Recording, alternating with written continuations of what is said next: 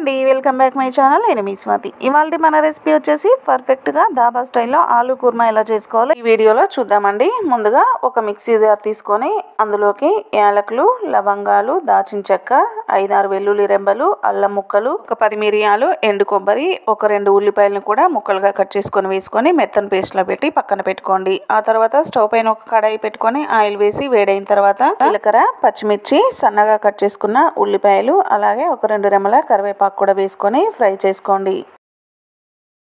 ఉల్లిపాయలు కొంచెం ఫ్రై అయిన తర్వాత మనం ముందుగా మిక్సీ పట్టుకున్న పేస్ట్ ఉంది కదండి, అది కూడా వేసుకొని కలుపుకోండి. అందులో మనము అల్లం వెల్లుల్లి కూడా వేసాం కదండి, అవన్నీ పచ్చివాసన పోయేంత వరకు మధ్య మధ్యలో కలుపుకుంటూ ఫ్రై చేసుకోండి. అది కూడా కొంచెం ఫ్రై అయిన తర్వాత ఒక స్పూను పసుపు కూడా వేసి కలుపుకోండి. ఆ తర్వాత ఒక 2 స్పూన్ల వరకు కారం, 1 స్పూను ధనియాల పొడి, 1.5 స్పూను ఉప్పు వేసుకోండి. 1 స్పూను గరం మసాలా కూడా వేసుకొని ఒకసారి మొత్తం కలిసేలాగా కలుపుకొని మసాలాలన్నీ పచ్చివాసన పోయేంత వరకు, నూనె పైకి తేలేంత వరకు ఫ్రై చేసుకోండి. మసాలాలు కూడా బాగా ఫ్రై చేసుకున్న తర్వాత ముందుగా మనం ఉడికించి పెట్టుకున్న ఆలుగడ్డల్ని మీకు నచ్చిన సైజులో చిన్న చిన్న ముక్కలుగా కట్ చేసుకొని వేసుకోండి.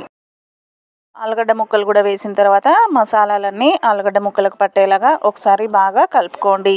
మీడియం ఫ్లేమ్లో పెట్టుకొని మధ్య మధ్యలో కలుపుకుంటూ ఒక 2 నిమిషాలు ఉడకనిచ్చిన తర్వాత మన గ్రేవీకి తగ్గట్టుగా నీళ్లు వేసుకోవాలండి. గ్లాసు నీళ్లు వేసుకుంటే సరిపోతుందండి. మీకు కొంచెం గ్రేవీ ఎక్కువ కావాలంటే కొంచెం నీళ్ళు ఎక్కువ వేసుకోండి. ఆ తర్వాత స్పూను కసూరి మేతిని కొంచెం నలిపి వేసుకోండి. కసూరి మేతి అనేది పూర్తిగా ఆప్షనల్ అండి, ఉంటే వేసుకోవచ్చు లేకపోతే లేదు. కసూరి మేతి వేసుకున్న తర్వాత ఒకసారి కలుపుకొని ఒక 2 స్పూన్ల పెరుగు తీసుకొని ఉండలు లేకుండా మెత్తగా చిలికి వేసుకొని ఒకసారి కలిపి మూత పెట్టుకొని మధ్య మధ్యలో కలుపుకుంటూ గ్రేవీ చిక్కబడి నూనె పైకి తేలేంత వరకు ఒక 5 నిమిషాల వరకు ఉడకనివ్వండి. చివరగా కొత్తిమీర చల్లి దించేసుకుంటే ఎంతో టేస్టీగా ఉండే దాబా స్టైల్లో ఆలూ కుర్మా రెడీ అయినట్టే.